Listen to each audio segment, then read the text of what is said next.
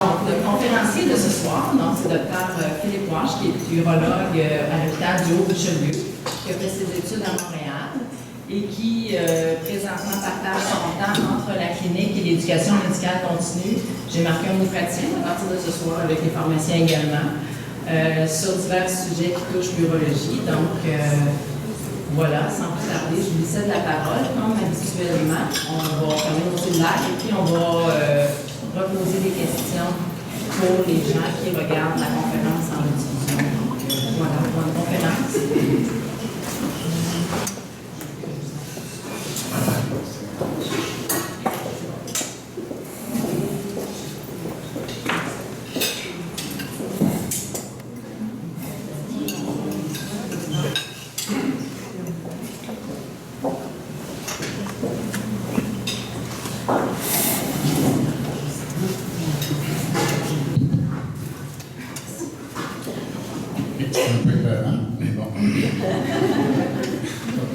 Bonsoir à tous, ça me fait plaisir d'être ici pour la première conférence, à ce que j'ai compris, de l'année. Alors, on va essayer de bien commencer ça. C'est ça, je suis urologue à Saint-Jean-sur-Richelieu, donc ça va me faire plaisir de partager mon expérience avec vous. C'est sûr que c'est pas tout à fait les mêmes réalités qu'on vit tous les jours, mais je pense que d'avoir un peu d'expérience clinique, ça peut aider à comprendre un peu la médication, la place de la nouvelle médication, comment aussi aborder ça avec les patients. Donc, je pense que ça peut être très intéressant comme interaction. Puis d'ailleurs, parlant d'interaction, si vous avez des questions, ça me fait plaisir d'y répondre.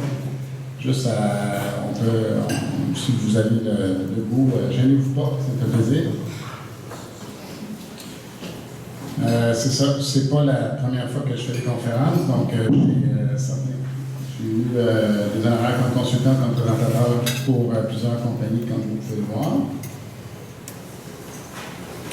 Donc, c'est ça, la présentation qui ici a été faite en comité par un urologue qui était le docteur Louis Delquette, puis il y avait aussi des pharmaciens présents. Donc, je pense que ça va être intéressant pour vous.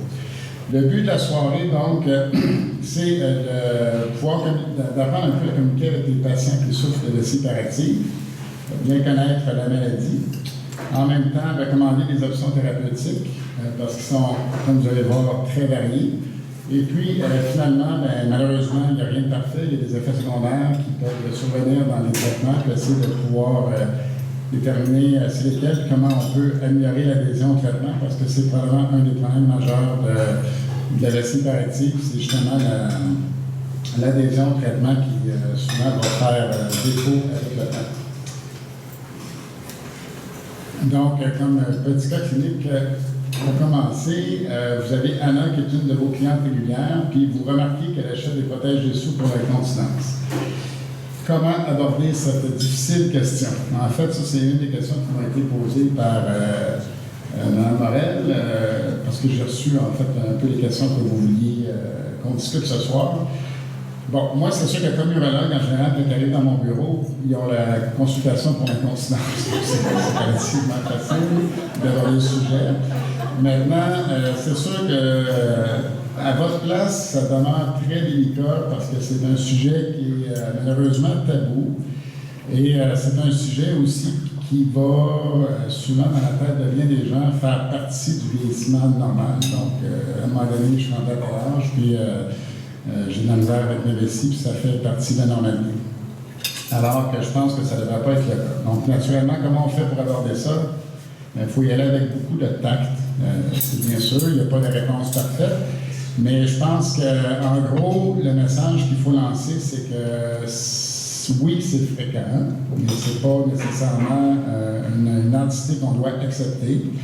Qu'il y a beaucoup de solutions qui sont présentes. C'est sûr que pour bien les patients, l'incontinence, ça voulait dire chirurgie, le bon vieux Birch qu'on faisait dans le temps où finalement, après 3 mois, ça ne marchait plus.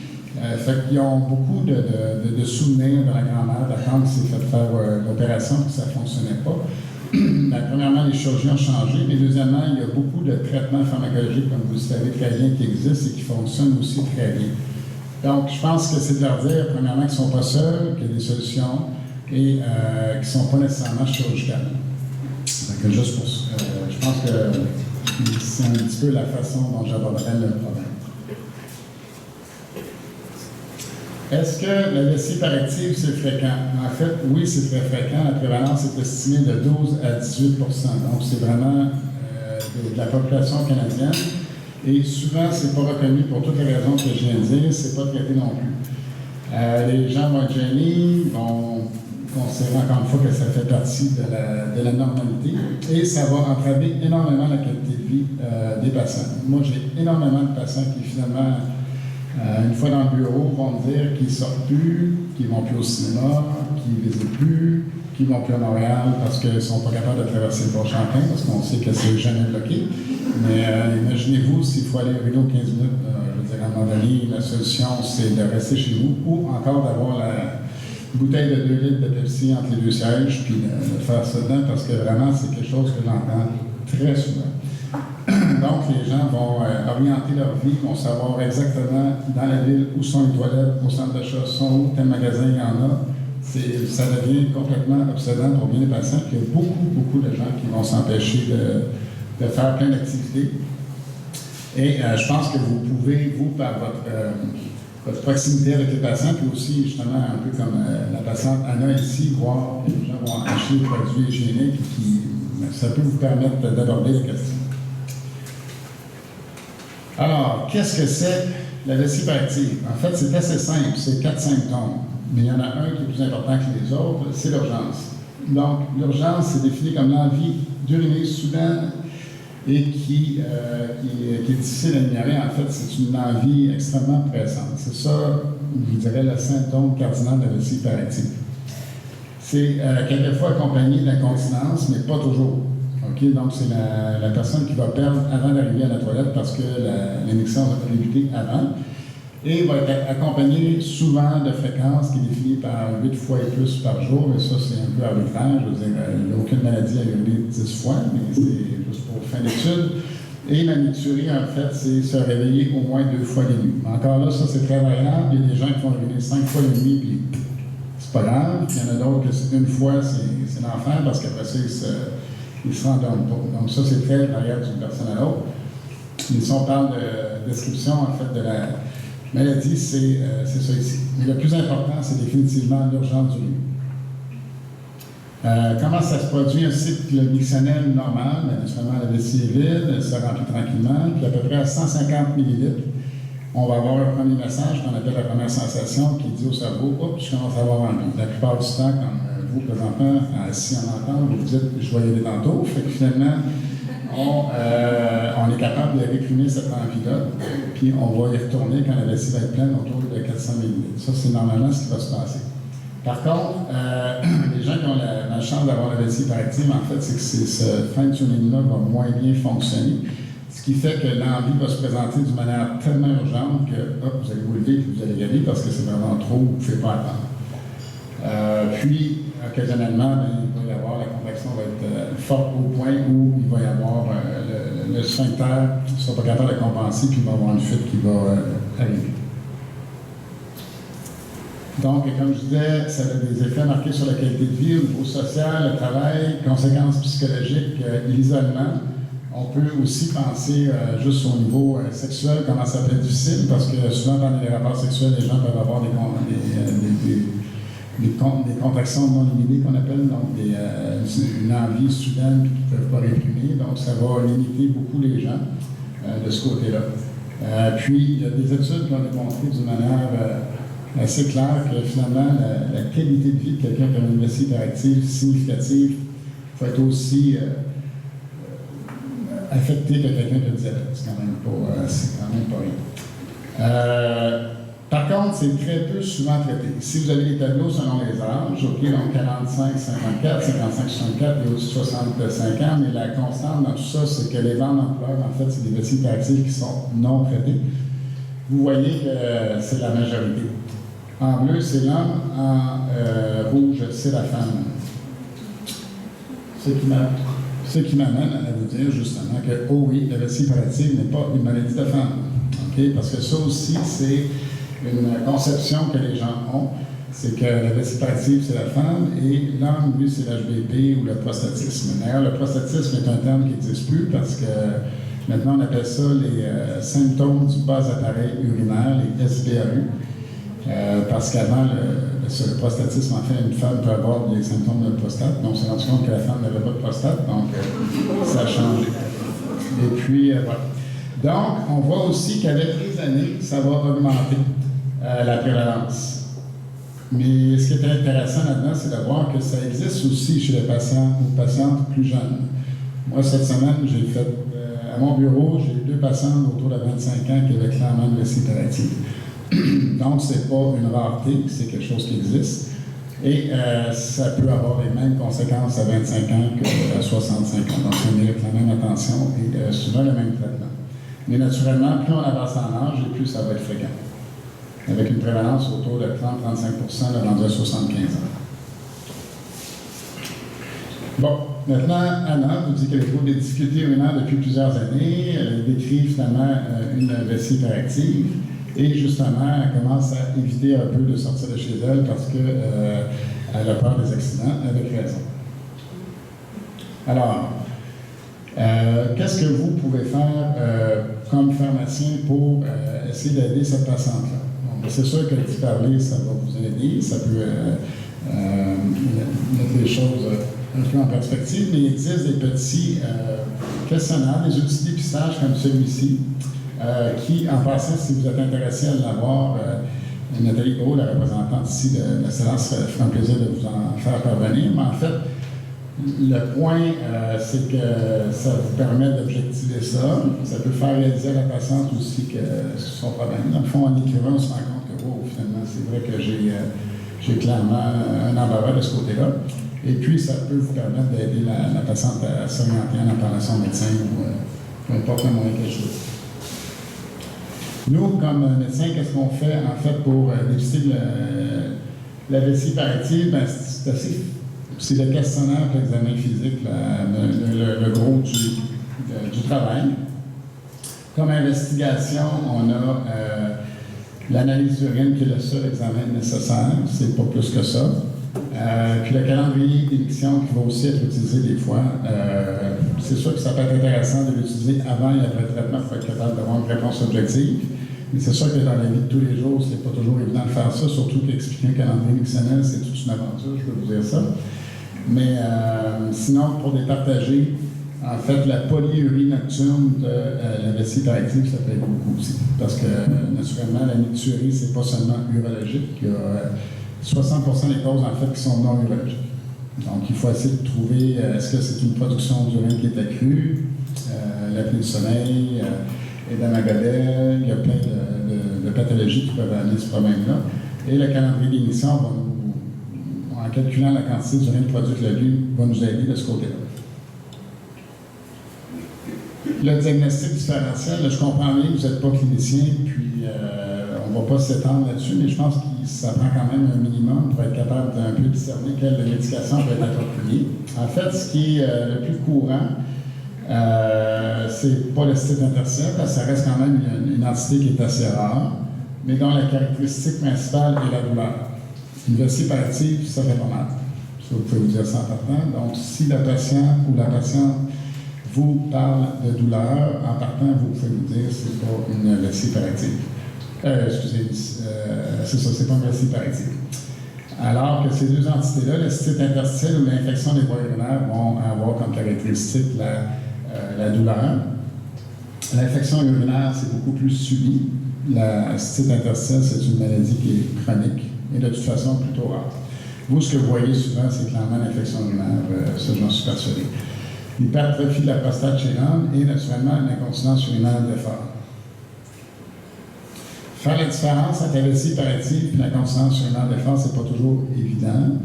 Mais vous vous rappelez les 4 symptômes que je vous ai dit tantôt, ça n'arrive pas à l'incontinence d'effort. L'incontinence d'effort, c'est une incontinence qui est provoquée par l'effort. Donc, l'atout, faire des exercices, tout ce qui augmente la pression abdominale, et dernièrement, les cours de Zumba. Parce que moi, je suis mes patientes, je pense que je vais investir dans les cliniques de Zumba. Je finis les phrases tout le temps. Je me suis inscrit dans un cours de Zumba. Très, très fréquent. Ce qui fait que l'incontinence, quand même, le plus fréquent, c'est l'incontinence urinaire mixte. C'est un mélange des deux, et ça, je vous dirais que 80% des patients, c'est ça qu'ils vont avoir. Un peu de vessie hyperactive, un petit peu d'inconstance d'effort. Des fois, ça penche plus d'un bord ou de l'autre, mais naturellement, ce n'est pas le même traitement. Ça, on va pouvoir en parler un petit peu tantôt. Et l'autre chose, encore une fois, je me répète, là, mais c'est que la vessie hyperactive n'est pas toujours avec de l'incontinence. Donc, on peut avoir juste l'urgence. 60% des gens vont avoir une vessie hyperactive sèche, donc pas d'incontinence. Juste pour finir avec le diagnostic différentiel, en fait, si on parle ici d'HVP pour les hommes, ben en fait, c'est un mélange de tous les symptômes qu'on peut avoir du côté urinaire, mais on enlève le côté douleur, dysurie. Ça, c'est plutôt rare qu'on va avoir ça. Si on parle du cancer de la vessie, en fait, un cancer de la vessie qui va amener des symptômes, c'est quand même un cancer qui est assez avancé ou de type spéciaux, un peu comme on appelle le carcinome in situ, mais ce n'est pas la norme. Et le cancer de la vessie, le symptôme cardinal, c'est définitivement l'hématurie, et de loin. C'est ce qu'on retrouve le plus souvent. Et l'infection des voies urinaires, en fait, c'est probablement ce qui peut ressembler le plus à la vessie hyperactive. Sauf qu'il y a l'élément douleur, l'élément aigu, qui va être prédominant. Comme pharmacien ici, qu'est-ce qui peut vous faire dire « Oups, là, il y a peut-être un problème majeur qui mérite une attention plus immédiate ». En fait, c'est naturellement la vessie douloureuse. Perte de peau, d'appétit, c'est un peu général, mais c'est sûr que quelqu'un qui, de toute évidence, maigrit à l'œil, a peut-être plus qu'une vessie hyperactive. L'absence de réponse au traitement, ça, naturellement, c'est, je pense que ça mérite une révision du diagnostic. Mais tout ce qui est du reste, c'est probablement quelque chose. Mais en fait, l'hématurie, naturellement, ça, c'est clairement un symptôme très, très important. Mais pour le reste, c'est quelque chose auquel vous n'avez pas vraiment accès, là, la vessie palpable, masse, etc. Donc, je ne pense pas que vous rentrez. Vous êtes vraiment motivé si vous le faites. OK. Donc, ici, petit truc mnémotechnique afin de retenir les causes potentielles de l'incontinence. Délirium, je ne pense pas que ça arrive dans votre pharmacie. L'infection, pharmacothérapie, c'est très important. Problème psychologique, c'est une cause. Excès de production d'urine, la mobilité et les selles impactées. Donc, c'est des choses que vous pouvez discuter. En ce qui concerne les affections neurologiques, en fait, à peu près tout peut amener à un problème d'incontinence. L'insuffisance cardiaque congestive avec un élément magnétique avec diabète sucré peut augmenter, amener une polyurie, la constipation. Au niveau de la médication, ce qui vous concerne un peu plus, bien naturellement, les diurétiques, surtout selon à quelle heure ils sont donnés, c'est quoi le temps d'action, ça peut changer énormément. Et ça peut être aussi un traitement. Donc, c'est sûr que juste à changer l'heure du diurétique, des fois, ça peut diminuer la méturie. Les anticholinergiques, opioïdes, bloqueurs des canaux calciques, ça, écoutez, je pense que c'est un peu... j'ai pas vu ça souvent dans mon expérience clinique, mais ça peut théoriquement amener des problèmes. Les alpha-agonistes, ça c'est un grand classique chez les hommes, là, les synustinénol et tout. C'est pas rare que les gens vont avoir des problèmes plus marqués avec ça. Et aussi, l'alimentation et le mode de vie. Ça, c'est un facteur, je pense, très simple qui peut être discuté en officine. C'est quand même incroyable comment les gens ne réalisent pas que boire 12 cafés par jour, ça fait uriner. C'est vraiment un grand classique, mais c'est une question à poser qui est très simple. Et naturellement, c'est pas dangereux pour la vessie de boire du café, mais ça peut amener à aller aux toilettes souvent. Même chose pour l'alcool, ou un apport trop important de liquide, comme tous les patients qui doivent vous dire, comme moi, que c'est important de boire de l'eau pour être en santé. Je ne sais pas c'est qui a dit ça, mais des fois, j'aimerais avoir son numéro. Bon, alors, qu'est-ce qu'on fait pour traiter la vessie hyperactive? Premièrement, c'est la modification des comportements. Donc, la gestion des liquides, comme je vous disais tantôt, caféine, consommation excessive de liquide ou encore l'alcool, peuvent aider à contrôler les symptômes. En ce qui concerne les exercices plancher pelvien, je ne sais pas à quel point vous C'est quelque chose que vous allez recommander aux patients? Il y en a-tu qui parlent de ça avec leurs patients des fois? Ou... C'est ça. En fait, ça, c'est surtout pour l'inconscience urinaire d'effort de toute façon, où ça va aider. Et il y a quand même de bonnes études qui ont démontré que d'avoir une pharmacothérapie seule, c'est beaucoup moins efficace que d'avoir aussi des modifications du comportement associé. D'avoir les deux, ça augmente énormément la réponse au traitement. Donc, ça peut être bien intéressant d'en parler. Mais, naturellement, il y a des médicaments. Il y en a beaucoup, donc vous pouvez voir ici. Je vous ai fait un petit tableau. Les options thérapeutiques, il y en a énormément qui se sont développées au fil des années. On va essayer d'en parler un peu de chaque. C'est sûr que c'est des molécules que vous connaissez bien pour les avoir données régulièrement. Puis vous avez vu le paysage de prescription changer aussi au fil des années. Au fur et à mesure que les nouvelles molécules arrivaient, les nouvelles molécules ont clairement des avantages. Et c'est pour ça que ça change. Mais il y en a beaucoup, puis ça devient un peu difficile de s'y retrouver. C'est un autre tableau ici en plus. Donc, ça c'est la deuxième ligne, c'est juste pour vous dire que la toxine botulique de type A, le Botox existe pour la vessie maintenant, on en donne à Saint-Jean pour les cas réfractaires. Ça, c'est naturellement pas donné à tout le monde de donner ce traitement-là, mais ça fonctionne vraiment très bien pour les cas de vessie réfractaires. Donc, jusqu'à tout récemment, ce qu'on avait, c'était les médicaments dérivés de l'oxybutynin, donc libération contrôlée, libération prolongée, les tanks d'oxybutynin, gel d'oxybutynin. On a les dérivés du 5-HMT, donc le détrol libération contrôlée, le détrol LA, le Tobiase, le Dizicare aussi avec la sulfénacine, l'Enapex avec la darifénacine, le chlorure de trospium qui est le Trozec. Et comment on fait pour savoir qu'est-ce qu'on prescrit là-dedans? Mais naturellement, ça dépend de la préférence du patient et du médecin. Le remboursement joue énormément sur le choix de prescription. Voir la fréquence d'administration, la sélectivité des récepteurs et des organes, les effets indésirables possibles et l'efficacité. Donc, si on les regarde un à un, mais juste avant, ça reste que les antimuscariniques, depuis longtemps, c'est la pierre angulaire du traitement de la vessie hyperactive. Donc, tous les antimuscariniques oraux se sont révélés efficaces, ce qui est confirmé par des données probantes. Vraiment, il y a beaucoup d'études là-dessus et l'efficacité est indéniable, ça fonctionne très bien. Les antimuscariniques agissent sur les récepteurs muscariniques du muscle diffuseur de la vessie. Par contre, leur activité sur les récepteurs muscariniques d'autres parties de l'organisme amène des effets secondaires que vous connaissez sûrement. Le premier à sortir à la fin des années 70, c'est l'oxybutynin, dont l'efficacité, en fait, à ce jour, est assez similaire d'un antimuscarinique à l'autre. Ce serait difficile de dire un est meilleur que l'autre. Parce qu'il n'y a pas d'études qui les comparent, premièrement, et étant donné que les études ne sont jamais exactement les mêmes populations, jamais exactement les mêmes critères, c'est difficile de les comparer une à une. Mais disons que ça, c'est le genre de résultat auquel on s'attend. Donc, une réduction du nombre de d'émissions de 24 heures d'environ 20%. OK? Et c'est surtout ça, la réduction du nombre d'incontinences par jour de 40 à 60%. Donc, je pense que le message, c'est que peu importe l'antimuscarinique que le patient va recevoir, on s'attend à peu près à ça comme résultat.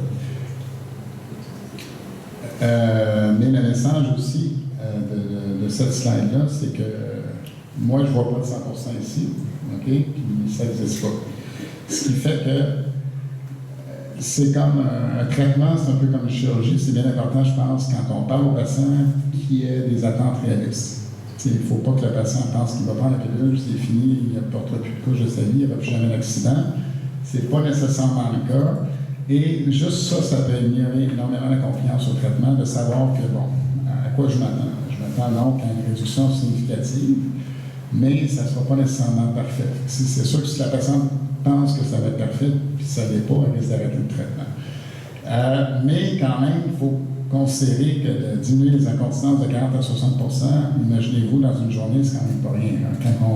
Il y a beaucoup d'études, comme on va voir tantôt, les gens perdent en moyenne 4 fois par jour. Imaginez ça, 4 fois par jour, vous perdez vos urines. C'est pas un peu, là.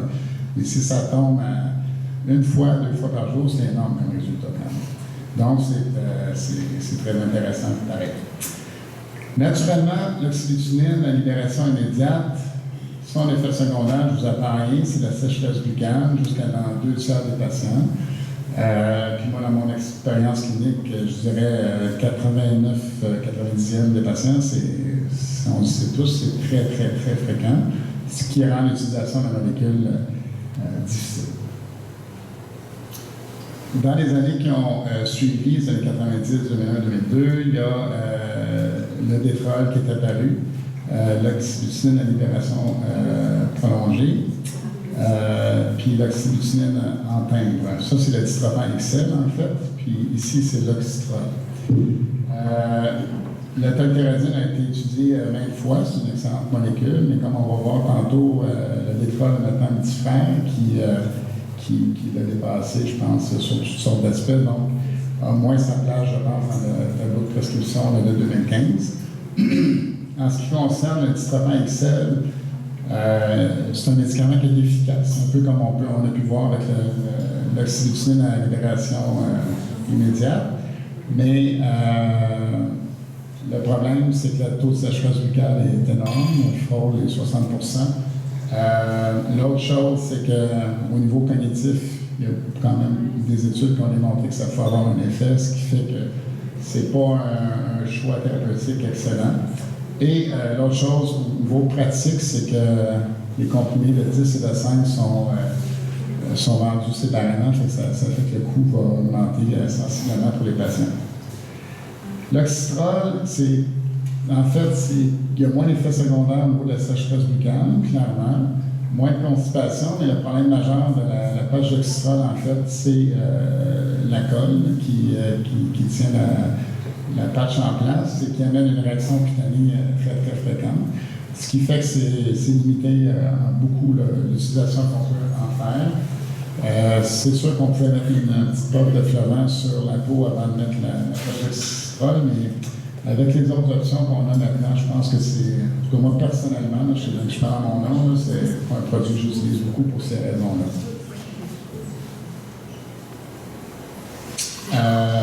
En 2006, il y a eu une ressurgescence de toutes sortes de produits, notamment ici l'oxybutyline, la libération contrôlée, c'est l'Uromax qu'on voit à peu près plus.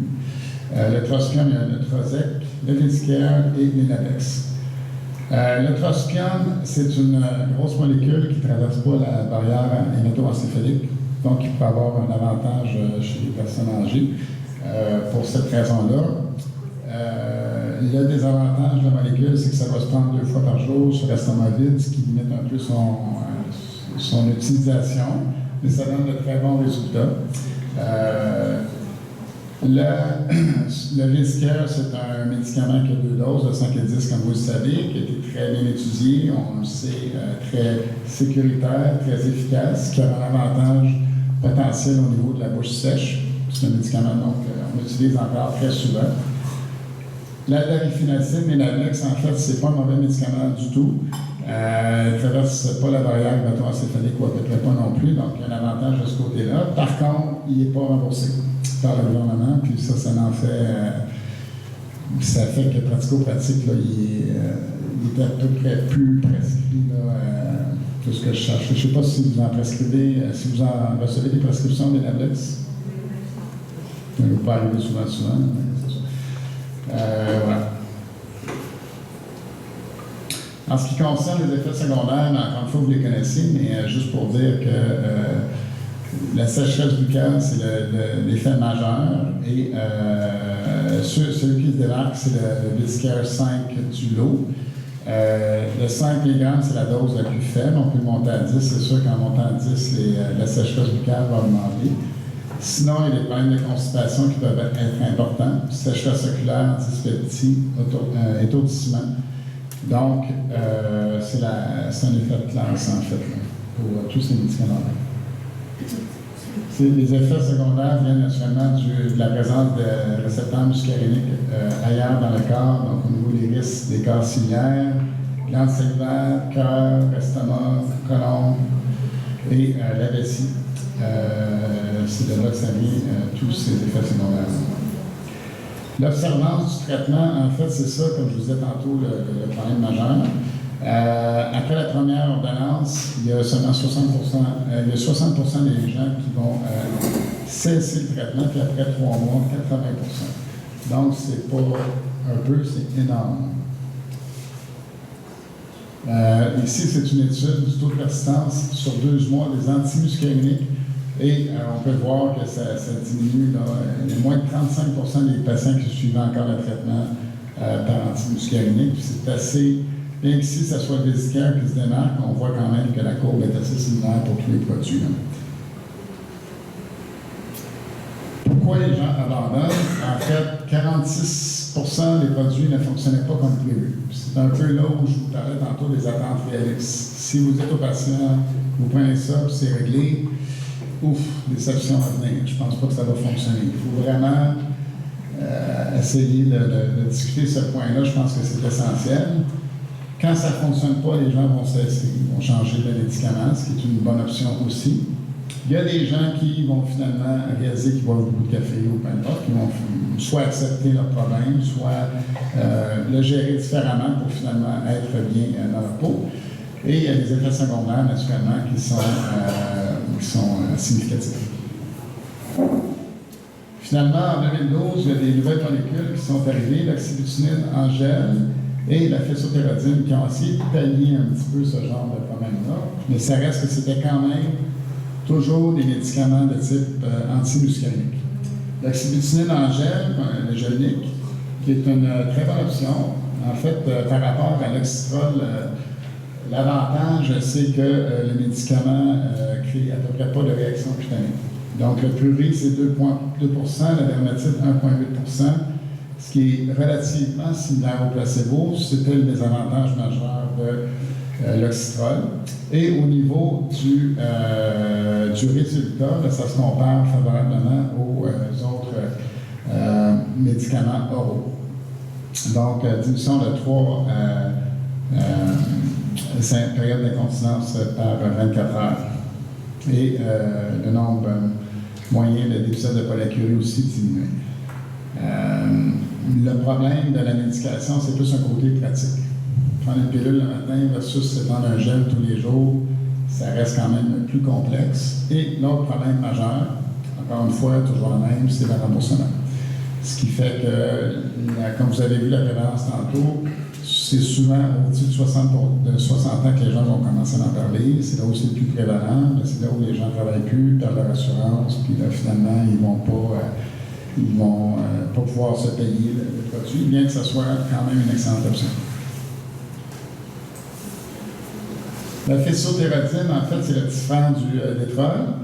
En fait, plutôt le grand frère, je dirais, parce qu'il l'a dépassé. La différence majeure, en fait, entre le Toviaz et le détrol, c'est que le phésothérodine va être converti par les estérances plasmatiques. Il n'y a pas de passage hépatique, ce qui fait que la concentration plasmatique du produit va être beaucoup plus fiable, beaucoup plus stable, ce qui fait qu'ils ont pu avoir des doses échelonnées de 4 et 8 mg. Avec le détrol, il y avait un passage hépatique et la conversion était très, très aléatoire, c'est un grand mot, mais disons plus hépatique, ce qui fait qu'ils ne pouvaient pas se permettre d'avoir les 2 doses possibles.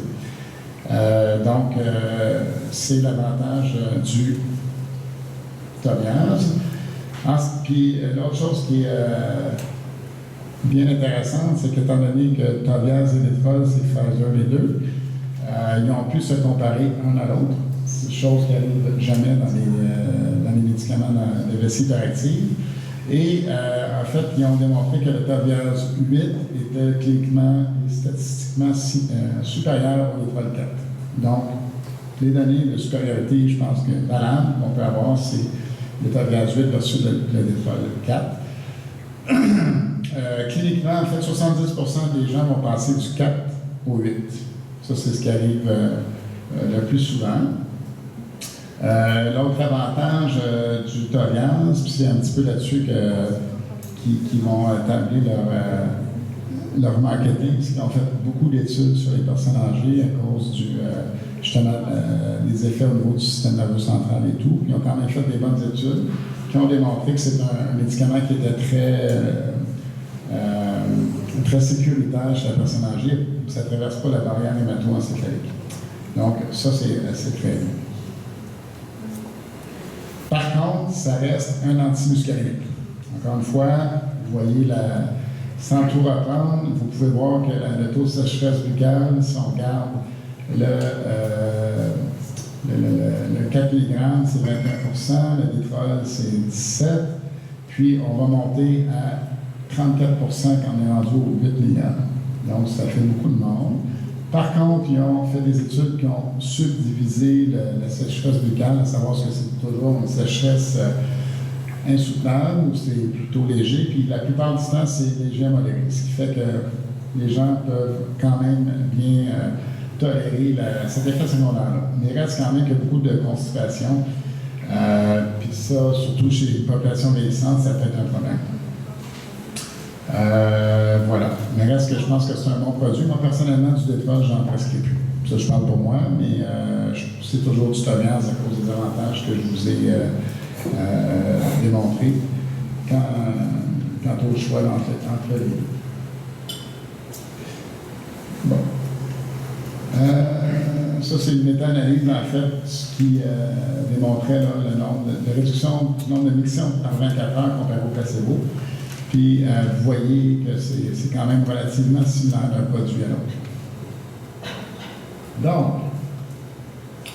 qu'y a-t-il de nouveau? En fait, je pense qu'un des buts ce soir, c'est de faire découvrir la nouvelle classe de médicaments. Là, quand je parle de nouvelle classe, c'est pas un antimuscarénique amélioré, c'est définitivement deux classes de médicaments différentes. En fait, je pourrais comparer ça à, je mets à la tête, je peux prendre du Tylenol ou de l'Advil. C'est deux médicaments complètement différents du côté physiopathologique. Donc, il ne faut pas s'attendre à ce que les agonistes des récepteurs bêta-3 d'énergie aient le même profil d'effet secondaire ou aient la même façon que les antimuscaréniques. C'est vraiment deux classes de médicaments différents. C'est le premier traitement de l'hyperactivité muscale à prise orale, dont le mécanisme d'action se distingue de celui des agents muscaréniques lancés il y a 30 ans. Donc, c'est le myrbetriq, Mirabegron, et c'est homologué au Canada, aux États-Unis, en Europe et au Japon. En fait, ça existe depuis plus longtemps en Europe et au Japon, donc une bonne expérience dans ces coins-là. C'est le premier et le seul agoniste des récepteurs bêta-3 énergiques. C'est un mode d'action qui est différent. Ici, je ne vous expliquerai pas ça parce que je vous avoue honnêtement que je ne comprends pas. Je ne sais pas. Quand j'ai vu ça tantôt, je fais les récepteurs bêta-adrénergiques, il y en a, comme vous savez, ailleurs dans le corps. Donc, il y en a au niveau cœur et rein, dont la fonction est d'augmenter la fréquence cardiaque, la force de contraction, et au niveau rénal pour la libération de rénine. La pertinence clinique, c'est que la médication qui vient pour bloquer ça, donc les fameux bêta-bloquants que tout le monde connaît. Au niveau des récepteurs bêta-2, qu'on retrouve au niveau des muscles hélices et bronchiques, muscles utérins, c'est la bronchodilatation ou le relâchement utérin. Et on a le fameux Ventolin qui fait partie des médications associées à ce type de récepteurs. Finalement, les récepteurs bêta-3, on les retrouve au niveau du diffuseur et des tissus adipeux, dont la fonction est le relâchement du muscle diffuseur. Okay? Et pour les adipocytes, c'est la lipolyse. Alors, non, ça ne fait pas maigrir. J'ai déjà posé la question, mais malheureusement, non. Ça ne fait pas partie des effets secondaires. Donc, la répartition des récepteurs au niveau du bas appareil urinaire, au niveau du diffuseur, c'est principalement des récepteurs M2 muscaréniques, 80%, mais les récepteurs muscaréniques actifs, c'est les M3, c'est là-dessus pour agir les anticholinergiques surtout, et les récepteurs bêta. Tandis qu'au niveau du col vésicale, de l'urètre, c'est plutôt les récepteurs alpha où vont agir le Flomax, Zatral, Rabaflo et compagnie. fait, le mécanisme d'action, comme je vous disais, les deux classes est différente. L'agoniste va, en fait, se lier au récepteur bêta-3 d'énergie qui va augmenter le relâchement. Donc, va augmenter la capacité de la vessie à se remplir. Okay? Ça ne va pas agir sur le mécanisme de contraction vesicale comme va le faire un antimuscarénique. L'antimuscarénique, lui, ce qu'il fait, c'est qu'il bloque la liaison de l'acétylcholine au récepteur muscarénique. Ça peut entraver le processus normal de l'émission. Donc, c'est vraiment, encore une fois, deux choses différentes. Donc, relâchement du détrusor pour les récepteurs. La capacité d'étirement va être accrue, ce qui augmente la capacité de la vessie. Puis, en ce qui concerne les anticholinergiques, ben c'est ça, c'est l'inhibition de ces récepteurs-là, ce qui empêche la contraction du détrusor. Quel genre de résultats on peut s'attendre, en fait, avec la nouvelle classe de médication? C'est sûr que j'aimerais ça arriver aujourd'hui et vous dire c'est 100%, mais c'est pas ça. Okay? C'est des résultats, en fait, qui sont très, très similaires à ce qu'on peut s'attendre avec l'anticholinergie. Le nombre moyen d'épisodes d'incontinence par 24 heures va diminuer d'environ 1,6. Ici, dans cette étude-là, ce n'était pas une étude où le mirabegron était comparé à la toltérodine. La toltérodine était agent actif témoin, mais quand même, dans l'étude, on voit que la toltérodine ici diminue d'1,27, le mirabegron d'1,57, le nombre d'épisodes d'incontinence. Le nombre moyen de miction de 24 heures diminue d'environ 2, et le nombre moyen d'épisodes d'urgence mictionnelle va diminuer de 2,25 environ, ce qui est quand même relativement comparable au détroit. Donc, le message, encore une fois, ça fonctionne bien, mais est-ce que ça fonctionne mieux que les antimuscaréniques? La réponse, c'est non. C'est pas mal le même genre de résultat qu'on va avoir. Mais ça marche. Est-ce que les résultats vont persister? En fait, la réponse, c'est oui. Ici, c'est une bonne étude qui a démontré la persistance de la réponse au traitement pendant 12 mois. Encore une fois, il y avait le détrol qui était comme agent de comparaison. Et ici, je ne sais pas si vous avez noté, mais les doses, c'est 50 et 100 mg. Les doses qu'on a ici au Québec, c'est 25 et 50. OK? En fait, en Europe et au Japon, les deux doses disponibles, c'est 50 et 100. Ici, 25 et 50. Donc, pourquoi cette différence? En fait, l'efficacité du 25% est assez similaire. Il y a peut-être une légère augmentation d'efficacité si on passe même du 25 au 50 ou du 50 au 100. Le profil d'effet secondaire reste à peu près le même, c'est-à-dire qu'il n'y en a à peu près pas. Pourquoi cette réponse-là, qui peut sembler un peu bizarre, on va dire 25-50%, comment ça que c'est la même chose? En fait, la réponse à ça, elle n'est pas connue, à moins que ça ait changé, mais c'est probablement une sensibilité ou une sursaturation des récepteurs qui fait que, dans le fond, la dose ne doit pas être nécessairement très élevée pour que l'effet soit obtenu. Donc, c'est probablement l'explication. Mais reste que le sang, on ne l'a pas ici. Et ici, en fait, si on regarde le profil d'effet secondaire, parce qu'en fait, là où la nouvelle classe va se démarquer par rapport aux anticholinergiques, c'est vraiment ça. Okay? Donc, on a dit que l'efficacité, c'était très similaire. Par contre, le profil d'effet secondaire est très différent.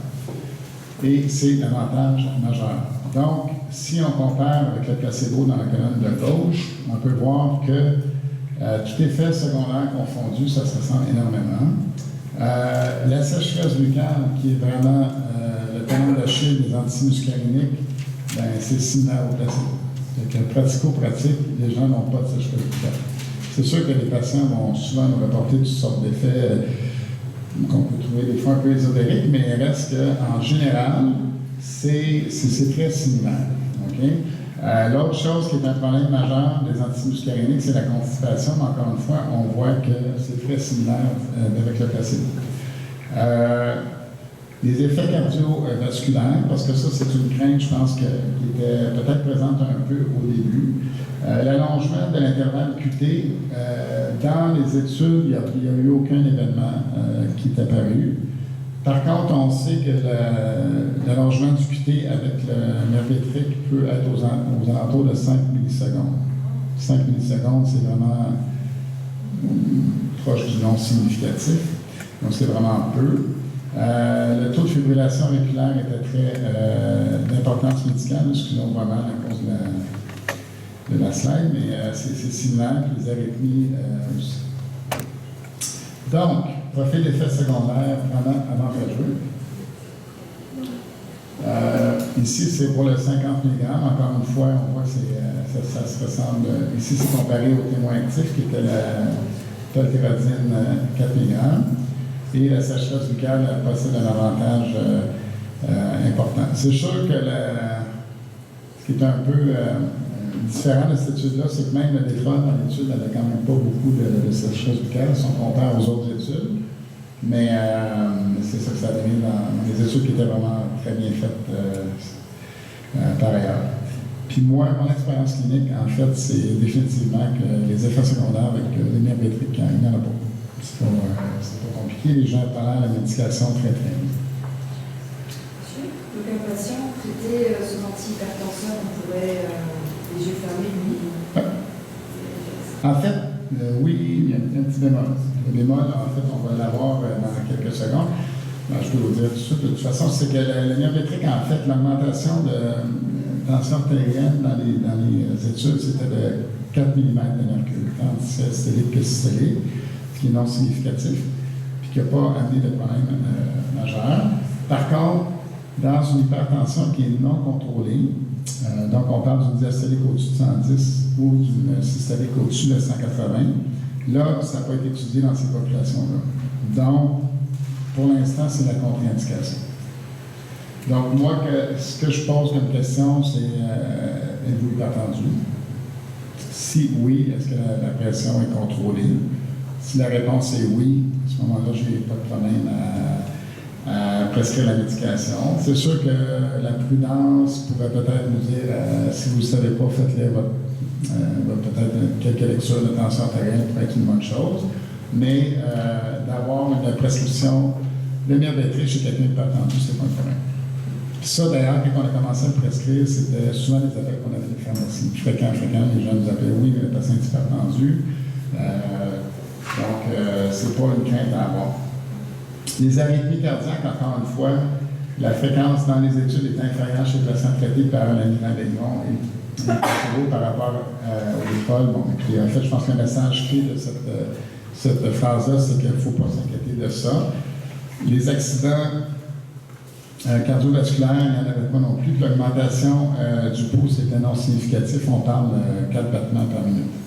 Donc, c'est vraiment pas une crainte qu'on doit avoir. Et ça, c'est vrai pour le 50 et le 100 ans. Juste pour rappeler qu'on n'a pas de 100 ici, donc nous, c'est 25%. Il ne faut pas s'inquiéter de ça.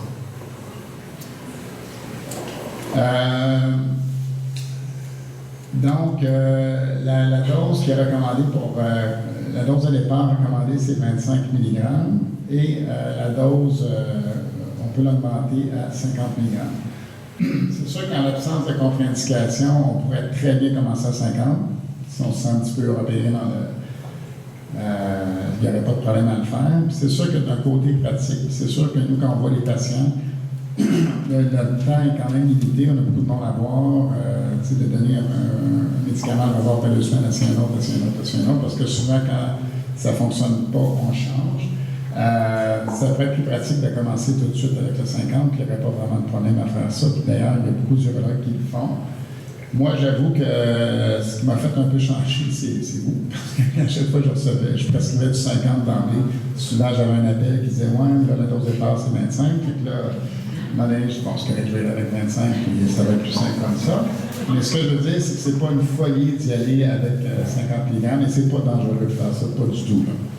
Voilà. Par contre, il y a quelques choses à savoir, notamment que pour les insuffisances rénales terminales, on parle de 6 minutes et moins, ou encore les insuffisances hépatiques, les CHAD C, ça n'a pas été étudié, donc on ne doit pas le prescrire dans ces conditions-là.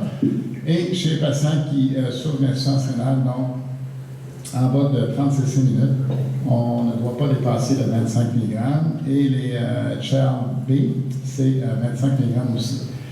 Les deux seules interactions, en fait, notables médicamenteuses sont avec la flécaïnide, excusez-moi, ça c'est le et protaférone. Et en fait, c'est pas qu'on ne peut pas le donner, c'est qu'il faut le donner à 25 mg. Sinon, comme on a parlé tantôt, les patients qui sont atteints d'une hypertension grave non contrôlée, eux, ça peut être étudié, on ne va pas les prescrire là. Les patients enceintes, ça n'a pas été étudié, ça ne sera probablement jamais, donc on ne doit pas le prescrire. Sensibilité à l'ingrédient actif. Si on en a parlé de ces deux médicaments-là, pour ce qui est de la digoxine, il faut faire attention un peu à la prescription. La digoxine devrait être prescrite en premier avec une dose plus faible. C'est sûr que quand on est rendu là, peut-être qu'on peut se poser la question est-ce que la mirabegron est la meilleure option? Ça peut peut-être être un moment où on se dit je pense qu'on pourrait peut-être faire autre chose. Sinon, au niveau des modifications de dose, on n'a pas à faire en fonction de l'âge, du sexe, de la race, du polymorphisme génétique pour le Stockholm P2D6. L'ajustement de la dose, on en a parlé. Il y a peu d'interactions médicamenteuses à part les deux que je vous ai dit, le propaférone et l'érythmol. C'est ça. L'autre chose, c'est qu'au niveau de l'efficacité, l'efficacité maximale, ça va souvent environ un mois. Il faut être quand même assez patient. Ça se peut qu'au début, ça ne fonctionne pas aussi vite qu'on pourrait l'espérer.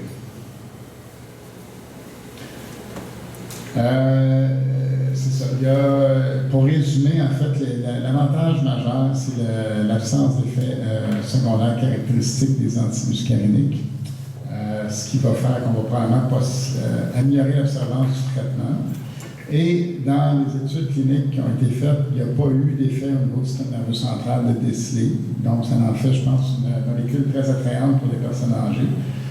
C'est sûr que avec les études qui ont été faites, et bien faites du côté des antimuscariniques, on sait lesquelles on peut prescrire sans trop de problèmes. Mais reste qu'ici, c'est pas vraiment un problème parce que ça ne traverse pas la barrière méthocyclique. En partant, on ne se pose pas la question. C'est ça. Le problème actuel, en fait, du Myrbetrix, c'est le remboursement qui donne des mots d'estomac à Nathalie si présente. Mais j'imagine que le code va arriver bientôt. Puis, en fait, un des problèmes, c'est que le gouvernement ne veut surtout pas que ce soit utilisé en bithérapie, donc un antimuscarinique et un agoniste. Puis, il y a peur d'une escalade des coûts, donc je pense que ça ralentit beaucoup le processus. Mais c'est ça, sinon c'est certain que ça va arriver parce que ça possède des avantages très, très clairs. Puis le coût du médicament, c'est très, très similaire aux antimuscariniques plus modernes. Donc, c'est pas ça le problème. Comment on fait pour aider l'adhésion au traitement? Comme on l'a vu tantôt, les taux d'abandon sont élevés pour les traitements conventionnels. Les approches non pharmacologiques, ça prend beaucoup d'efforts systématiques et une bonne motivation, mais encore une fois, c'est important d'en parler parce que ça améliore énormément la réponse au traitement. Les effets indésirables des antimuscarinistes amènent un taux d'abandon qui est presque 80% dans les 30 à 60 premiers jours. Donc, c'est beaucoup. Donc, ça revient à là, justement, à vous, merci pour votre suggestion de consulter son médecin, parce qu'elle a finalement son diagnostic, puis elle a enfin, surtout, les solutions. Puis, comme vous savez que le taux d'inobservance est élevé, qu'est-ce que vous pouvez discuter avec elle pour essayer d'aider ça? En fait, mentionner aux patients que l'adhésion au traitement est importante et rechercher les effets secondaires, ça va être important.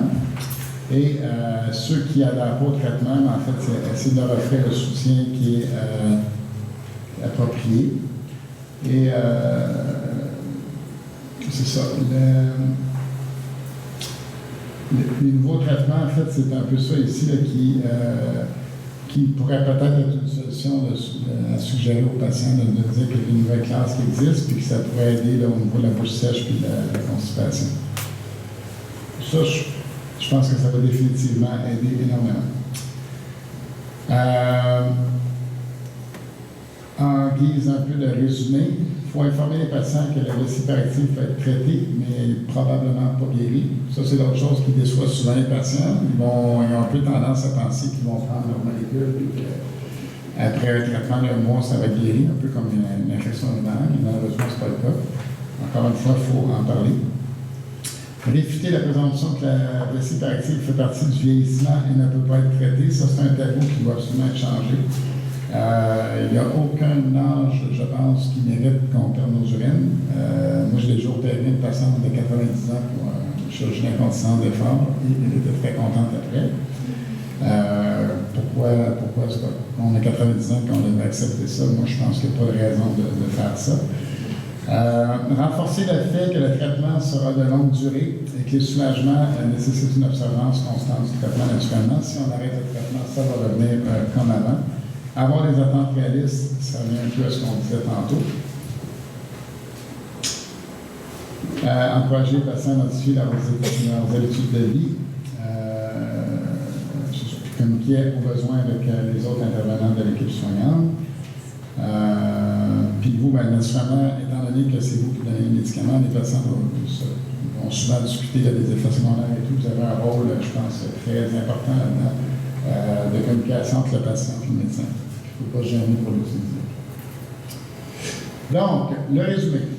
Les symptômes de la vessie hyperactive, on en a parlé tantôt, c'est les 4 symptômes, l'urgence qui est le symptôme cardinal, l'anicturie, la polyurie qui est devenue souvent dans la journée, et aussi l'incontinence d'urgence qui est présente dans 40% des cas. Les symptômes de la vessie hyperactive sont incommodants et peuvent avoir un effet négatif sur le fonctionnement et la qualité de vie au quotidien. Ça, j'espère que je vous ai convaincu de ça, parce que c'est clairement un problème majeur pour beaucoup de patients. La vessie hyperactive peut se présenter avec d'autres affections comorbides. Le diagnostic différentiel, on en a parlé un petit peu, mais juste en résumé, parce que naturellement, vous n'êtes pas médecin, ce n'est pas votre rôle, mais une vessie douloureuse, ce n'est pas de la vessie hyperactive. Et déjà, ça peut vous aider beaucoup. À l'heure actuelle, les antimuscariniques anticholinergiques constituent le traitement de première ligne pour la vessie hyperactive. C'est vrai, et ça va l'être encore pour longtemps, pour la simple et bonne raison que ce sont d'excellents médicaments qui ont une expérience clinique énorme, qui ont des études très appropriées et qui fonctionnent bien. Le mirabegron, l'agoniste sélectif des récepteurs bêta-3-adrénergiques, est un nouveau traitement contre la vessie hyperactive. Nouveau, mais avec une très bonne expérience quand même. Là, encore une fois, je me répète, là, mais c'est deux classes différentes de médication. Donc, il faut les voir comme très différents. Les antimuscariniques bloquent la contraction médicale alors que les bêta-3-adrénergiques augmentent la capacité de la vessie à se remplir. Le taux d'abandon est élevé pour les traitements conventionnels et c'est définitivement là qu'est la force de la nouvelle classe de médicaments qui sont à toute fin pratique à peu près absents. Et puis, c'est ça. En fait, les seules contre-indications au mirabegron, c'est l'hypertension non contrôlée. Les deux médicaments qui sont peu prescrits qu'on a vus. L'insuffisance rénale, l'insuffisance hépatique, mais sinon, c'est un médicament qui est très sécuritaire, qui s'offre en 2 doses. Moi, je pense que c'est une excellente option, bien que les autres soient bonnes aussi. Maintenant, une question que tu m'as posée, puis ça, c'est hors indication, donc on parle pour parler, mais est-ce qu'on pourrait combiner les deux? Donc, l'idée est intéressante. L'idée est étudiée présentement. Est-ce qu'il va y avoir des études, des données qui vont sortir prochainement? C'est sûr que pour l'instant, il n'y a aucune indication ou données probantes qui nous permettent de faire les deux, mais c'est sûr que, étant donné que ces deux classes de médication, on peut imaginer que ça pourrait avoir un effet bénéfique. Et personnellement, c'est quelque chose que je vais utiliser souvent, mais souvent avec les gens qui ont des assurances privées, malheureusement, parce qu'ils peuvent s'offrir les deux. Avec la RAMQ, c'est infernal, ça ne marche pas. Mais c'est ça. Il faut quand même comprendre qu'ils veulent protéger aussi l'escalade des coûts. Donc, c'est l'intention quand même bonne en arrière de ça, mais on verra ce que ça va donner dans le futur. Fait que j'espère que vous avez apprécié la présentation. Je ne sais pas si vous avez des questions. Oui, j'aurais des questions. Une question pour vous. Si on revient à Anna. Anna, avant qu'elle ait son rendez-vous chez le médecin, ça peut prendre de 3 à 6 mois. Oui. J'ai bien beau lui dire de ne pas boire trop d'eau, lâcher le café, porter un vélo, pas trop tousser, mais à part de ça, qu'est-ce que je peux lui conseiller? Des exercices à faire ou quoi? Ben, en fait, il y a toujours les exercices de Kegel, mais c'est là, ah oui, excusez la question. Étant donné les délais d'attente pour voir le médecin, qu'est-ce qui peut être conseillé par le pharmacien autre que la médication? Ben, en fait, la réponse à ça, c'est côté médication, vous ne pouvez pas vraiment faire grand-chose. Par contre, c'est là où je pense qu'il peut y avoir un peu d'intérêt à faire la différence entre l'incontinence d'effort et l'incontinence par vessie hyperactive, parce que comme je l'ai dit tantôt, c'est extrêmement fréquent que les deux soient reliés. Et pour ce qui est de l'incontinence d'effort, qui est très prévalent, il y a des exercices de Kegel qui existent, qui sont difficilement faits quand les gens sont seuls à la maison, parce que lire la feuille puis le faire, c'est pas nécessairement évident. La plupart des gens vont contracter le bas de l'abdomen alors que c'est le périnée qu'il faut contracter. Tout ça pour dire que l'apport d'un physiothérapeute peut être très, très bénéfique dans le tableau quand on parle d'incontinence sur un an d'effort. C'est sûr qu'idéalement, côté remboursement d'assurance, c'est mieux d'avoir la prescription du médecin pour pouvoir avoir accès au physio, mais quelqu'un qui voudrait faire quelque chose de ce côté-là, moi, c'est clair que la physiothérapie, c'est quelque chose que je recommande énormément. Puis même pour la vessie hyperactive, ça peut aider parce que ça va amener un certain contrôle lors de l'urgence. Ça va leur donner la force périnéale de se rendre aux toilettes, finalement, parce que des fois, c'est pas évident. C'est juste ça quand un bon périnée est capable de le faire. Sinon, effectivement, c'est une modification d'habitude de vie. Mais changer de zumba pour le yoga, je ne sais pas. Mais je comprends votre point, mais je ne peux pas vous aider. C'est bon, merci.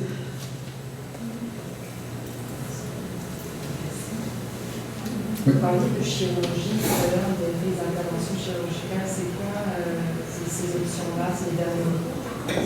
OK. Ici, en fait, la question, c'est concernant les interventions chirurgicales, c'est quoi l'indication de les faire? Puis, c'est ça. Encore une fois, ça revient toujours à la même question, faire la différence entre l'incontinence d'effort et l'incontinence d'urgence. Si on regarde l'incontinence d'effort seule, l'algorithme de traitement, en fait, c'est faire des exercices de Kegel à la maison, idéalement de la physiothérapie, et quand ça ne fonctionne pas, d'y aller avec une chirurgie.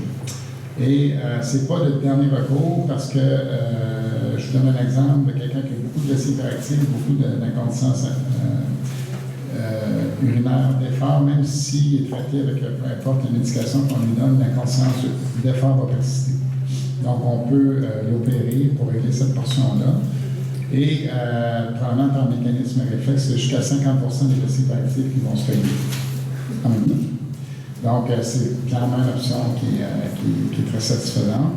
L'autre chose, c'est que maintenant, c'est très simple. Chirurgie de 12 à 14 minutes, c'est fini. Chirurgie d'un jour. C'est souvent juste du Tylenol est nécessaire en post-opératoire. Convalescence d'un mois, puis après ça, on fait ce qu'on veut. Trampoline, vélo. Pardon? Zumba. On peut retourner au cours. C'est ça, donc c'est un peu ça l'intérêt. Mais ça, c'est aussi une perception que les patients ont souvent l'incontinence, ça va finir en chirurgie. Puis c'est aussi une déception que les patients ont. Ils viennent nous voir, puis là, finalement, j'ai question, puis c'est une vessie hyperactive qui ont ces viscéphales. Ils n'ont pas aucune perte d'effort, finalement. Ils ne leur suggèrent pas la chirurgie. Puis là, déception, ma voisine, elle a eu une opération, ça a été, et puis blablabla. Mais c'est pas la même maladie, donc c'est ça la différence à faire entre les deux. C'est quoi un PESAR? Un PESAR, en fait, c'est une espèce de disque qui est inséré au niveau vaginal pour les prolapsus sévères. Mais c'est pas un traitement d'incontinence. Sauf dans de rares exceptions où les gens peuvent avoir de l'incontinence par trop plein. Des fois, quand les gens ont un cystocèle, une descente de vessie importante, en fait, la vessie est tellement descendue que ça fait une cousure au niveau du règle. la vessie se vide. Puis des fois, ça peut se rendre jusqu'à un problème rénal, d'obstruction rénale à cause du fait que la vessie est trop pleine. D'ailleurs, on a eu une patiente comme ça la semaine passée, une insuffisance rénale sur ça. Parce que la vessie était trop épaissie. Puis en mettant le PSR, à ce moment-là, ça permet d'avoir une vie plus normale, d'avoir des pertes par overflow trop plein qui vont être réglées. Parce que là, la vessie est vide. Un point que je me rends compte que je n'ai pas discuté, qui est quand même intéressant et primordial, c'est le traitement chez les hommes. On a parlé beaucoup des femmes. Comme vous avez vu tantôt, la prévalence chez l'homme et la femme est très similaire. Et en fait, le traitement de la vessie hyperactive chez l'homme est très justifié. C'est sûr que classiquement, les hommes ont une prostate, on a tendance à traiter la prostate en premier, mais encore là, ça, c'est. Faut faire la part des choses, se servir de son jugement, mais les patients qui n'ont aucun symptôme obstructif de jet faible, d'intermittence, d'avoir des longues mictions, bref, qui ont l'air d'être obstruées, puis que c'est clairement une vessie hyperactive qui ont, il n'y a aucune hérésie à les traiter d'emblée avec un traitement pour la vessie hyperactive, ça se fait, c'est très correct. Le taux de rétention urinaire, en fait, avec les traitements, là, on parle plus des antimuscariniques, là, parce qu'il va, encore une fois, comme je disais tantôt, le procédé de la miction est très faible, c'est en bas de 1%. Donc, c'est sûr que dans toutes les contre-indications ou la prise de médicaments, il y a des problèmes chez l'homme, mais c'est pas un problème qui est très clinique, je dirais, puis on peut se permettre de traiter sans problème les hommes avec les molécules qu'on a ici. Mais c'est souvent en association avec un alpha-bloquant en même temps. Mais c'est ça. Bref, si jamais vous voyez ça passer, c'est complètement normal, puis ça se fait très bien.